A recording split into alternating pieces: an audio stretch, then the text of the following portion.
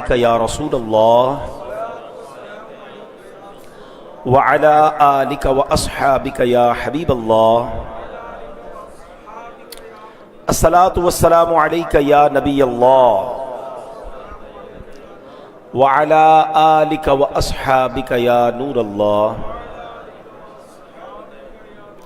نویت سنت الاعتکاف۔ پیارے پیارے اسلامی بھائیوں، الحمدللہ عز وجل رب کریم کا جتنا شکر ادا کریں وہ کم ہے کہ اس نے ہمیں ایک بار پھر ماہ رمضان بھی عطا کیا اور جیتے جی ماہ رمضان کا تیسرا جمعہ بھی عطا کیا۔ ماہ رمضان کی ہر گھڑی رحمت بھری ہے، مگر جب رمضان میں جمعہ آتا ہے تو یہ نور علی نور ہو جاتا ہے۔ حدیثوں میں آتا ہے، اس کا مضمون ہے کہ اللہ کریم ماہ رمضان میں روزانہ افطار کے وقت 10 لاکھ گناہ گاروں کو جہنم سے آزاد فرما دیتا ہے، مگر جب جمعے کا دن آتا ہے یعنی جمعرات کی مغرب سے لے کر جمعے کی مغرب تک ہر لمحے 10 لاکھ گناہ گار جہنم سے آزاد کیے جاتے ہیں۔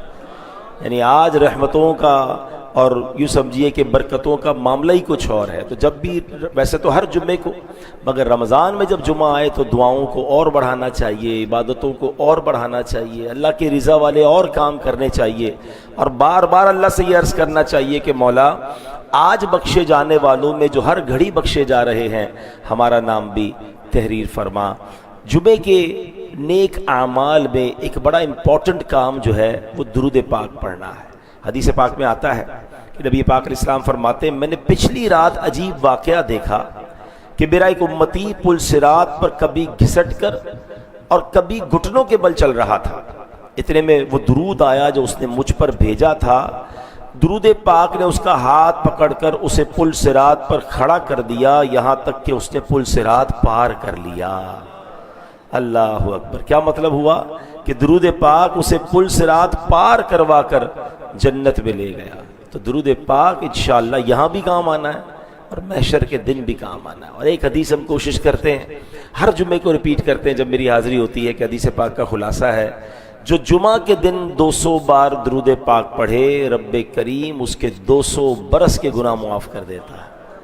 تو ہمیں جمعہ کے دن خاص طور پر درود پاک کی کثرت کرنی چاہیے، محبت میں بآواز بلند درود پاک پڑھ لیں۔ صلو علی الحبیب صلی اللہ تعالی علی محمد صلی اللہ علیہ وسلم۔ کچھ دنوں پرانی بات ہے، ہم گفتگو کر رہے تھے، ڈسکس کر رہے تھے کہ رمضان آنے والا ہے، رمضان آنے والا ہے، رمضان آئے گا تو یہ کریں گے، یہ نیکیاں کریں گے، انشاءاللہ روزے رکھیں گے، عبادت کریں گے۔ مگر رمضان آ بھی گیا اور آدھے سے زیادہ دیکھتے ہی دیکھتے گزر بھی گیا۔ اتنی تیزی سے یہ وقت گزر رہا ہے۔ ہم اللہ سے دعا کرتے ہیں کہ جن خوش نصیبوں کے روزے قبول کیے، جن کی تراویح قبول کی، جن کے صدقے قبول کیے، اللہ ان مقبولین کے صدقے ہماری بھی عبادتیں قبول فرما لے۔ اور اب جو دن رہ گئے ہیں رب کریم شوق کے ساتھ، ذوق کے ساتھ ہمیں عبادتیں کرنے کی توفیق عطا فرمائے۔ 17 رمضان اسلامی تاریخ کا ایک کمال کا دن ہے، one of the historical day in the history of Islam, کیونکہ اس دن غزوہ بدر ہوا جس کو یوم الفرقان بھی کہا جاتا ہے، ڈیسائیڈنگ مومنٹ کہا جاتا ہے۔ یہ فیصلہ کن دن تھا جس میں کفر و اسلام کے درمیان ایک ایسا مارکہ ہوا جس نے یہ فرق ڈال دیا۔ اور یوم عائشہ صدیقہ رضی اللہ تعالیٰ عنہ بھی اسی دن، یعنی غزوہ بدر جس دن ہوا تھا اسی دن بی بی عائشہ صدیقہ رضی اللہ تعالیٰ عنہ کا وصال بھی ہوا۔ یقیناً وہ بعد میں ہوا لیکن دن 17 رمضان ہی ہے۔ 19 رمضان کریم حضرت رقیہ رضی اللہ تعالیٰ عنہ کا یوم ہے کہ نبی پاک علیہ الصلوۃ والسلام کی شہزادی صاحبہ، ہوا یہ تھا کہ مسلمان غزوہ بدر کو گئے تھے، حضرت عثمان غنی رضی اللہ عنہ کو نبی پاک نے مدینہ پاک میں چھوڑا کہ حضرت رقیہ کی طبیعت خراب ہے، آپ ان کی عیادت کریں۔ اور 2 دن بعد 17 رمضان کے 2 دن بعد 19 رمضان کو اللہ اکبر جب مسلمان بدر کی فتح کی خبر لے کر مدینہ پاک پہنچے تو سیم ڈے یہ خبر ملی کہ حضرت رقیہ رضی اللہ عنہ کا وصال ہو گیا ہے اور ان کی تدفین ہو رہی ہے۔ اسی طرح 21 رمضان مبارک مولا علی مولا کائنات شیر خدا رضی اللہ عنہ کا یوم ہے۔ آپ مسلمانوں کے چوتھے خلیفہ ہیں، پیارے آقا علیہ الصلوۃ والسلام کے چچا زاد ہیں، حسنین کریمین کے ابو جان ہیں، بہت ہی اونچی شان والے صحابی ہیں الحمدللہ. ایسا لگتا ہے بچے بچے کو یہ حدیث ان کی فضیلت میں یاد ہے کہ نبی پاک نے فرمایا من کنت مولاہ فعلی مولا، یا جس کا میں مولا ہوں اس کے علی بھی مولا ہے. اللہ کریم ان تمام مبارک ہستیوں کا فیضان ہمیں عطا فرمائے. ان دنوں میں اصحاب بدر کے لیے، حضرت رقیہ کے لیے، حضرت عائشہ صدیقہ رضی اللہ تعالیٰ عنہ کے لیے، مولا علی شیر خدا کے لیے آپ نے خوب اصال ثواب کرنا ہے، اور انشاءاللہ ان کی سیرت کو پڑھیں، ان کے واقعات کو پڑھیں، تاکہ ان کے فیوز و برکات سے ہم مالا مال ہوں. ہمارے گھر میں ہمارے بچوں کو نارملی پورے گھر والوں کی برتھ ڈے یاد ہوتی ہے، امی ابو کی اینیورسری ڈیٹ یاد ہوتی ہے، ہمیں پاکستان کا ڈے یاد ہوتا ہے، اور دنیا میں جو چیزیں یاد رکھنی ضروری نہیں ہیں وہ بھی یاد ہوتی ہیں. میں نہیں بتا رہا کون کون سے ڈے لوگوں کو یاد ہیں اور ان ڈیز کے اندر کیا کیا خرافات ہوتی ہیں. ہمیں کم از کم جو اسلامی تاریخ کے بڑے واقعات ہیں اور اتنی بڑی بڑی ہستیاں ہیں ان کی ڈیٹ آف برتھ، ان کی ڈیٹ آف جو وصال کا دن ہے وہ پتہ ہونا چاہیے، تاکہ ہمارے گھر میں کچھ 5 منٹ کا ہی ہم ذکر کر لیں کہ بیٹا آج مولا علی کا دن ہے، آج حضرت عائشہ کا ذکر ہوا، کبھی ذکر ہوا کہ آج بدر کا واقعہ ہوا. تو اس طرح یہ گھر میں ریممبرنس ہوتی رہے گی، کچھ نہ کچھ ذکر ہوتا رہے گا. کھانے پر بیٹھے تو ان کے لیے سب نے مل کر سورہ فاتحہ 3 بار، سورہ اخلاص پڑھ لی، اول آخر درود پڑھ لیا. تو یہ وہ چیزیں جو ریمائنڈر کال ہوتی ہیں، تو یہ ہمیں پتا ہوگا تو ہم گھر میں دوستوں میں ڈسکس کریں گے نا، تو اس کو بھی ہمیں پڑھتے رہنا چاہیے. اللہ کریم ان تمام مبارک ہستیوں کی برکتیں ہم سب کو نصیب فرمائے. آج بات کرتے ہیں غزوہ بدر پر، اور ہمارا جمعے کا بیان نارملی جب بھی ہم بیان کرتے ہیں تو کوشش کرتے ہیں کہ قرآن کریم کی کسی آیت، 1 یا 2 آیتوں کو ڈسکس کرتے ہیں، اس کی تلاوت کرتے ہیں، اس کا ترجمہ اور اس سے ملنے والے میسج پر بات ہوتی ہے. تو آج بات ہوگی پارہ نمبر 3 ہے، سورہ آل عمران ہے، اور آیت نمبر ہے 13. اللہ قرآن میں ارشاد فرماتا ہے بسم اللہ الرحمن الرحیم قد کان لکم آیۃ فی فئتین التقطا فئۃ تقاتل فی سبیل اللہ واخری کافرۃ یرونہم مثلیہم رأی العین واللہ یؤید بنصرہ من یشاء ان فی ذلک لعبرۃ لأولی الابصار. آسان ترجمہ قرآن کنز العرفان. بے شک تمہارے لیے ان 2 گروہوں میں بڑی نشانی ہے جنہوں نے آپس میں جنگ کی. ان میں ایک گروہ تو اللہ کی راہ میں لڑ رہا تھا اور دوسرا گروہ کافروں کا تھا، جو کھلی آنکھوں سے مسلمانوں کو خود سے دگنا دیکھ رہے تھے. اور اللہ اپنی مدد کے ساتھ جس کو چاہتا ہے تائید فرماتا ہے. بے شک اس میں عقل مندوں کے لیے بڑی عبرت ہے. غزوہ بدر کی طرف اور جو اس میں اللہ کی مدد آئی اس کی طرف کیا خوبصورت اشارہ ہے، سبحان اللہ. اب آیت کریمہ کے ذرا مضامین کو ڈیٹیل میں سمجھتے ہیں. اللہ پاک نے فرمایا 2 گروہ جو بدر کے میدان میں آمنے سامنے تھے، ان میں ایک گروہ اہل ایمان کا تھا. یہ سب صحابہ کرام علیہم رضوان تھے. ان کا مقصد نہ تو کوئی زمین کا ٹکڑا حاصل کرنا تھا، نہ یہ مال و دولت جمع کرنے جمع ہوئے تھے، نہ دنیاوی تاج و تخت کی حرص ان میں تھی. ان کا مقصد ایک ہی تھا، تقاتل فی سبیل اللہ. اللہ کی راہ میں وہ جو گروہ تھا وہ لڑ رہا تھا، یہ کلمہ حق کا پرچم بلند کرنے گئے تھے. دوسری طرف کفار مکہ تھے، ان کی انٹینشن کتنی ناپاک تھی. آپ کو پتہ ہے غزوہ بدر میں جو کفار مکہ تھے ان کا پلان یہ تھا کہ یک بارگی مسلمانوں پر ایک ایسا حملہ کر دیں کہ دنیا میں کوئی اللہ کا نام لینے والا باقی نہ بچے. Because that time there were only 313 مسلمین. اس وقت صرف 313 مسلمان تھے. یعنی نبی پاک علیہ السلام کی اس دعا کو یاد رکھے. بے شک خواتین مدینے میں موجود تھی، مگر all together اگر آپ ایک فگر لائیں کہ مسلمان کتنے تھے، مرد کتنے تھے، تو نبی پاک نے 17 رمضان سے پہلے کی جو رات تھی نا، شب بدر، اللہ سے جو تاریخی دعا فرمائی تھی، بڑے رو رو کر گریہ وزاری کے ساتھ اللہ کی مدد کو پکارا تھا. وہاں ایک الفاظ، ایک جملہ نبی پاک نے ارشاد فرمایا کہ یا اللہ اگر آج یہ 313 جو صحابہ کرام ہیں بدر کے میدان میں یہ مارے گئے تو پھر دنیا میں تیرا نام لینے والا کوئی نہ ہوگا. ایکچولی یہ پلان تھا کفار کا کہ سب کو ایک ساتھ ہی معاذ اللہ شہید کر دیا جائے، مگر جب سبحان اللہ اللہ کی مدد آتی ہے تو کیسے آتی. اب غزوہ بدر میں بہت ساری امداد ہوئی. سب سے پہلے تو یہ سوچیں سامان نہیں ہے، ہتھیار نہیں ہے، گھوڑے نہیں ہیں، تعداد تھوڑی ہے. ادھر 313 کا لشکر ہے، اور سامنے 1000 کا وہ لشکر جو فل ٹرینڈ ہے، فل ایکوپڈ ہے۔ آج اس وقت دنیا میں جو معاملات چل رہے ہیں، جو جنگ کی کیفیت ہے، لوگ کیلکولیشن کر رہے ہیں، اعداد و شمار دیکھ رہے ہیں کہ اس ملک کے پاس اتنے ہتھیار ہیں، اس ملک کے پاس تو یہ سب کچھ ہے ہی نہیں، میزائل ہیں تو روکنے کے لیے نہیں، ایئر فورس ہے تو اس کو ریٹیلیٹ کرنے کے لیے کچھ نہیں ہے، یہ ملک یا یہ علاقہ یا یہ چیز تو ختم ہو جائے گی۔ یہ سب چیزیں دنیاوی کیلکولیشن ہے۔ ہم مسلمان ہیں، ہمارا ایمان ہے کہ اگر اللہ پر بھروسہ ہو، کامل یقین ہو، 313 کا لشکر ہو اور ہتھیار بھی نہ ہو تو اللہ پاک غیب کے خزانوں سے ان کی مدد فرماتا ہے، پھر فرشتوں کے ذریعے مدد فرماتا ہے۔ اللہ اکبر۔ وہ کیا ہوا تھا؟ شاعر اس کا نقشہ کیسے کھینچتے ہیں؟ تھے ان کے پاس 2 گھوڑے، 6 زرہیں، 8 شمشیریں۔ کیا تھا؟ تھے ان کے پاس 2 گھوڑے، 313 کے لشکر میں 2 ہی گھوڑے تھے۔ اچھا، 6 زرہیں، یعنی وہ 6 بلڈ پروف یوں سمجھ لے جیکٹ یا 6 لباس تھے، 8 شمشیریں، 8 تلواریں تھیں، اور لڑنا تھا 313 کے ویل ایکوپڈ لشکر سے جو پوری تیاری سے آیا تھا۔ شاعر کہتے تھے ان کے پاس 2 گھوڑے، 6 زرہیں، 8 شمشیریں، پلٹنے آئے تھے یہ لوگ دنیا بھر کی تقدیریں۔ نہ تیغ و تیر پر تکیا، نہ خنجر پر، نہ بھالے پر، بھروسہ تھا تو ایک سادی سی پیاری چادر والے پر۔ یہ لشکر دنیا میں سب سے انوکھا تھا، نرالا تھا، کہ اس لشکر کا افسر مصطفیٰ لولاک والا تھا۔ اور پھر کیا ہوا؟ پھر جب بھروسہ تھا نا، یقین تھا، تو پھر اللہ کی طرف سے فرشتوں کے ذریعے مدد آئی۔ پہلے 1000 فرشتے آئے، پھر اس کو 3000 کر دیا گیا، پھر 5000 ہو گئے، اور فرشتوں نے جب مدد کی تو کفار پر وہ روب طاری ہو گیا۔ صحابہ کرام آ کر نبی پاک سے عرض کرتے تھے، حضور ہم تلوار اٹھاتے ہیں، اس سے پہلے کہ ہماری تلوار دشمن تک پہنچے اس کا سر کٹ جاتا ہے، حضور یہ کیا ہو رہا ہے؟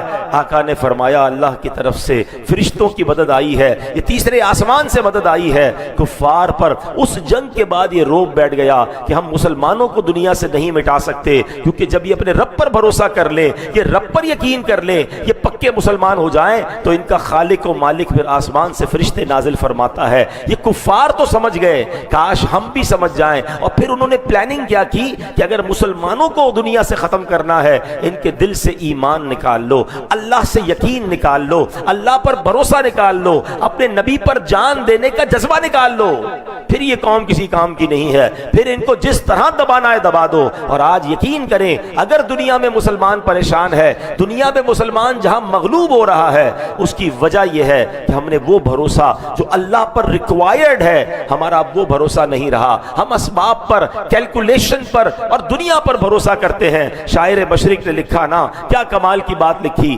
لوگ بعض اوقات یہ سوال بھی کرتے ہیں کہ جناب دنیا میں مسلمان اتنا پریشان ہے، آج مدد کیوں نہیں آ رہی ہے، آج وہ سپورٹ کیوں نہیں ہو رہی ہے، آج فرشتے کیوں نہیں اتر رہے ہیں؟ تو ایک بات آج یاد رکھ لیں، رب وہی ہے جس نے بدر کے میدان میں فرشتے بھیجے تھے، رب آج بھی وہی ہے جس نے حضرت ابراہیم کے لیے دنیا کی بہت بڑی آگ کو باغ کر دیا تھا، میرا مالک آج بھی وہی ہے جس نے حضرت موسیٰ اور ان کے ساتھیوں کے لیے دریائے نیل میں راستہ نکالا تھا۔ لیکن وہ یقین ہمارا کم ہو گیا، وہ بھروسہ کم ہو گیا، وہ آج بھی فرشتے بھیج سکتا ہے۔ شاعر مشرق نے یہ پورا فلسفہ کس طرح بیان کیا، وہ کہتے ہیں فضائے بدر پیدا کر۔ What is the requirement? بدر والی فضا بھی تو پیدا کرو نا، جو بدر والوں میں جذبہ تھا۔ فضائے بدر پیدا کر، فرشتے تیری نصرت کو اتر سکتے ہیں گردوں سے، کتار اندر کتار اب بھی فرشتے اتر سکتے ہیں۔ اگر آپ چاہتے ہیں کہ بہت بڑی آگ مصیبت کی کھڑی ہے، بہت بڑی پریشانی کی آگ کھڑی ہے، غموں کی آگ سامنے ہے، یہ آگ آج بھی باغ بن سکتی ہے، مگر اس کا فلسفہ کیا ہے، اس کی جناب تھیم کیا ہے، اس کا سینٹرل آئیڈیا کیا ہے؟ وہ کیا ہے کہ اگر آج بھی ہو ابراہیم سا ایمان پیدا۔ ایکچولی ریکوائرڈ کیا ہے؟ حضرت ابراہیم والے ایمان کو تو لے آؤ نا، ان کو آگ میں ڈالا جا رہا تھا تو ان کو تو فرشتوں نے آ کے کہا تھا اے ابراہیم ہم سے مدد نہیں مانگ رہے، اللہ سے تو مانگ لے۔ کیا جواب دیا تھا؟ میرا رب دیکھ رہا ہے نا، اگر اس نے بچانا ہوگا تو بچا لے گا ہے. اور پھر کیسا بچایا؟ اگر آج بھی ہو ابراہیم سا ایمان پیدا، آگ کر سکتی ہے انداز گلستان پیدا. تو ہے میرے پیارے اسلامی بھائیوں، اس مبارک دن غزوہ بدر کی یاد جہاں منا رہے ہیں، وہاں اپنے رب پر بھروسے کو بڑھانا ہے، اللہ سے دوستی پکی کرنی ہے، اللہ کے نیک بندوں میں ہمیں شامل ہونا ہے. رب راضی ہوگا، پھر دیکھیں کیسے غیبی مدد آتی ہے. اللہ کریم قرآن مجید میں اللہ نے اس آیت میں کیا فرمایا کہ واللہ یؤید بنصرہ من یشاء، اور اللہ اپنی مدد کے ساتھ جس کو چاہتا ہے تائید فرماتا ہے. پتہ چلا فتح، غلبہ اور کامیابی اسے ملتی ہے جس کے شامل حال اللہ پاک کی مدد ہو جاتی ہے. اللہ اکبر. اب ہمیں یہ سوچنا ہے، اب مثال کے طور پر ہم اگر چاہتے ہیں نا کہ ہماری مصیبتیں دور ہو جائیں، ہماری مشکلیں دور ہو جائیں، تو ہمیں اللہ پر وہ بھروسہ ریکوائرڈ ہے. اب مثال دیتا ہوں، بعض دفعہ لوگ کہہ رہے ہوتے کہ یار میں نے بڑی کوشش کی ہے، میرا کام نہیں بن سکا، دن رات کوشش کی، میں ادھر بھاگتا رہا ادھر بھاگتا رہا، بڑی تیاری بھی کی، پریزنٹیشن بنائی، مگر میری ڈیل نہیں ہوئی. اللہ اکبر. اب محنت اگر غلط سمجھ جا رہی ہو تو، اب مثال کے طور پہ ہمیں بھوک لگی ہے، ہم روٹی کھائیں تو کھانا بھوک مٹ جائے گی نا، اگر پتھر کھانا شروع کر دیں تو بھوک تو نہیں مٹے گی. بالکل اسی طرح کوئی مدینہ پاک جانا چاہتا ہے مگر افریقہ کی فلائٹ میں بیٹھ جائے تو وہاں تو نہیں پہنچے گا نا. بھئی آپ نے اسباب بھی تو پرفیکٹ اختیار کرنے کہ راستہ کیا ہے، وہ راستہ کون سا ہے جو کامیابی کا ہے. اب مثال کے طور پہ ہم سب چاہتے ہیں ہمارے معاشی حالت بہتر ہو جائے، ہمارے کاروبار میں برکت ہو جائے، لیکن محنت دن رات ہو رہی ہے مگر سودی کاروبار کے ساتھ ہو رہی ہے. محنت دن رات ہو رہی ہے مگر دھوکے کے ساتھ ہو رہی ہے، جھوٹ کے ساتھ ہو رہی ہے، لوگوں کو کسی طرح فراڈ کر کے پیسے کمانے ہیں، تو اس پہ برکت تو نہیں آنی ہے. آپ کہہ رہے ہیں میں محنت بھی کر رہا ہوں نتیجہ نہیں آ رہا. اللہ اکبر. اللہ فرماتا ہے وَفِي السَّمَاءِ رِزْقُكُمْ، اور آسمان میں تمہارا رزق ہے. پتہ چلا کہ رزق کا تعلق اللہ پاک کی تقدیر کے ساتھ ہے. رب کریم پر بھروسہ ہوا، اللہ سے مضبوط تعلق ہوا، اللہ پاک رزق عطا فرما دے گا. اور بظاہر مال میں کثرت بھی نہ ہوئی تو اللہ کم مال میں برکت ڈال دے گا. اے میرے پیارے اسلامی بھائیوں، مہنگائی کی رٹ تو لگائی ہے مگر رزق کہاں ڈھونڈ رہے ہیں. ایک بڑا پیارا واقعہ، ایک بار ایک صحابی رسول حضرت قیس رضی اللہ تعالیٰ بہت اللہ کی راہ میں خرچ کرتے تھے. اپنے لیے جو بھی کماتے تھے، بچوں کے لیے نکال لیتے تھوڑا بہت جو ضرورت ہوتی اپنے گھر کے لیے، باقی خرچ کر دیتے. ان کے بھائی سمجھاتے بھائی یہ کیا کرتے ہو، اتنا خرچ، اتنا دین کی راہ میں، اتنا اللہ کی راہ میں. ایک دن شکایت لے کر پہنچ گئے نبی پاک کے پاس. کہا حضور ہمارے بھائی کی شکایت ہے. نبی پاک نے حضرت قیس کو بلایا. کہا کیا شکایت ہے؟ کہا حضور یہ بہت خرچ کرتے ہیں، جو مال کماتے ہیں تھوڑا بہت اپنے گھر والوں کے لیے رکھتے ہیں، باقی خرچ کر دیتے ہیں. پیارے آقا علیہ السلام نے ان سے پوچھا کیا کرتے ہو؟ تو وہ کہتا ہے حضور جو کچھ کماتا ہوں اپنا حصہ رکھ کر باقی راہ خدا میں بانٹ دیتا ہوں. پیارے آقا کو ان کا عمل اتنا پسند آیا، اس کے سینے پر ہاتھ مار کر 3 بار نبی پاک نے کیا فرمایا؟ انفق ینفق اللہ علیک، خرچ کر اللہ اور عطا فرمائے گا. انفقوا ینفق اللہ علیک، خرچ کر اللہ پاک اور عطا فرمائے گا. انفق ینفق اللہ علیک، خرچ کر اللہ پاک اور عطا فرمائے. اللہ کی راہ میں خرچ کرنا ایکچولی یہ رزق تلاش کرنے کا طریقہ ہے، یہ اللہ اور عطا فرماتا ہے. ایک اور حدیث پاک ہے جس کا خلاصہ ہے سبحان اللہ، کیا فرمایا نبی پاک علیہ السلام نے کہ گن گن کر خرچ نہ کرو، ہیں وہ رب کریم بھی تمہیں گن گن کر عطا فرمائے گا. ہم بعض اوقات کیا ہوتا ہے، نہیں بھائی اب زکوٰۃ، اب تو یہ بھی پرابلم ہے کہ زکوٰۃ بھی نہیں گن رہے. زکوٰۃ کو تو گننا ہے، یعنی ایٹ لیسٹ حساب تو کریں نا کہ نکلتی کتنی ہے، اس کو بھی نہیں کیلکولیٹ کر رہے. پوری کیلکولیٹ کریں مگر اس کے بعد بھی دیں. اب مثال کے طور پہ مسجد میں کوئی اعلان ہوا، چلو یار سب سے چھوٹا نوٹ کون سا ہے، یار یہ دے دوں گا تو کم ہو جائیں گے. اللہ جب دینے میں نہیں روک رہا ہے. مجھے بتائیں نا کبھی ایسا ہوتا ہے، بعض لوگ یا کاروباری لوگ بیٹھے، ہم ایک دن میں بعض اوقات پورے 1 مہینے کے پیسے بنا لیتے ہیں، مگر اس کے بعد ہم اپنی دکان اپنا آفس تو بند نہیں کرتے نا کہ یار ہو گیا. نہیں، وہ آنے دو، لیکن اللہ کی راہ میں دینے کی بات آئے، نہیں بھائی ہم نے رمضان میں دے دیا جو دینا تھا، اب اگلے سال آنا. مشورہ یہ ہے کہ اگر آپ اپنے رزق میں برکت چاہتے ہیں تو جس طرح اس نے دینے کا در کھولا ہوا ہے، آپ بھی اللہ کی راہ میں غریب لوگوں کی مدد میں یہ کام کرتے رہیں. زکوٰۃ پوری نکل گئی اور بھی نکالیں، کیونکہ یہ وہ خرچ ہے جو بیسیکلی آپ کے لیے دوسرا رزق لے کر آنے والا ہے. تو اللہ کی مدد حاصل کرنے کے اور بھی طریقے ہیں. حدیث پاک میں بڑی، بلکہ قرآن پاک کی آیت ہے، کیا خوبصورت آیت ہے کہ اللہ کیا فرماتا ہے کہ جو اللہ کے دین کی مدد کرتا ہے، ان تنصروا اللہ ینصرکم، اگر تم اللہ کے دین کی مدد کرو گے اللہ تمہاری مدد کرے گا. مدد چاہیے دین کی مدد کریں، دینداروں کی مدد کریں، مدرسے جو قرآن پڑھا رہے ہیں ان کی مدد کریں، وہ لوگ جو دین کی خدمت کر رہے ہیں ان کی مدد کریں، بلکہ خود پریکٹیکلی دین کا کام کرنا شروع کر دیں۔ اللہ فرماتا ہے تم دین کی مدد کرو، اللہ تمہاری مدد کرے گا۔ ایک اور فارمولہ آخر میں دے دیتا ہوں، جس کو اللہ کی مدد چاہیے، سبحان اللہ، اللہ کے حبیب علیہ السلام فرماتے ہیں واللہ فی عون العبد ما کان العبد فی عون اخیہ، فرمایا جب تک بندہ اپنے مسلمان بھائی کی مدد کرتا رہتا ہے اللہ پاک اس کی مدد فرماتا رہتا ہے۔ میں نے جب یہ حدیث پڑھی نا میں نے سوچا یار یہ تو میں نبی پاک نے فارمولہ دے دیا ہے۔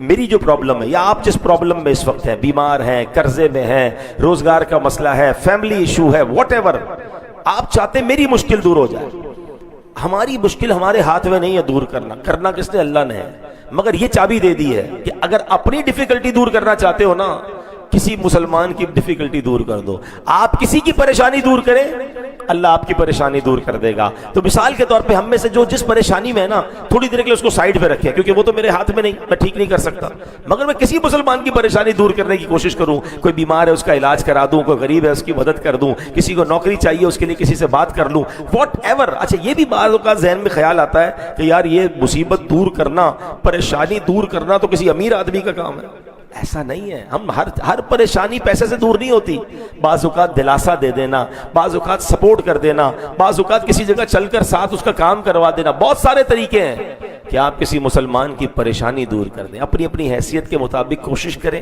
آپ کسی کی پریشانی دور کریں اللہ آپ کی پریشانی دور کر دے گا۔ رب کریم سے دعا ہے، جمعہ کا دن ہے، مبارک گھڑیاں ہیں، قبولیت کے لمحات ہیں، میرے مولا ان مبارک گھڑیوں میں ہم سب کی مغفرت فرما، ہم سب کی مشکلوں کو آسان فرما۔ اے اللہ بدر میں تو نے فرشتوں کے ذریعے مدد فرمائی، اے کریم آج مسلمان تیری مدد کے امید میں بیٹھے ہیں، پوری دنیا میں مسلمانوں پر ایک خوف طاری ہے، اے اللہ دشمن انہیں مٹانے کے در پہ ہے، اے بدر کے میدان میں مسلمانوں کی فرشتوں کے ذریعے مدد کرنے والے آج پھر تیری مدد کی حاجت ہے، مسلمانوں کی غیب سے مدد فرما۔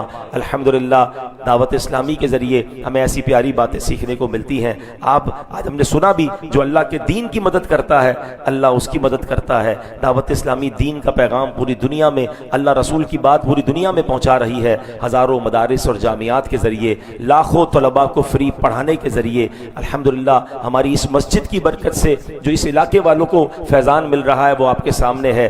جمعہ کی نماز ہو، بڑی راتیں ہوں، تاک راتیں ہوں، یہ جو بھی ماشاءاللہ یہاں پر ایکٹیویٹیز ہیں آپ دیکھ رہے ہیں، یہ ایک مسجد بنانے کے بعد اتنا کچھ ہمیں مل رہا ہے۔ آپ کو جان کر خوشی ہوگی کہ دعوت اسلامی دنیا بھر میں 7,000 سے زیادہ مسجدیں بنا چکی ہے، تو آپ سوچیں کہ کتنا بڑا نیٹ ورک ہے، تو اتنے بڑے دین کے کام میں ہمیں ضرور ساتھ دینا چاہیے۔ تو اپنی زکوٰۃ میں، اپنی ڈونیشن میں، اپنے فطرے میں اپنی دعوت اسلامی کو ضرور یاد رکھیں۔ رب کریم ہم سب کو نیک اعمال پر عمل کرنے کی توفیق عطا فرمائے۔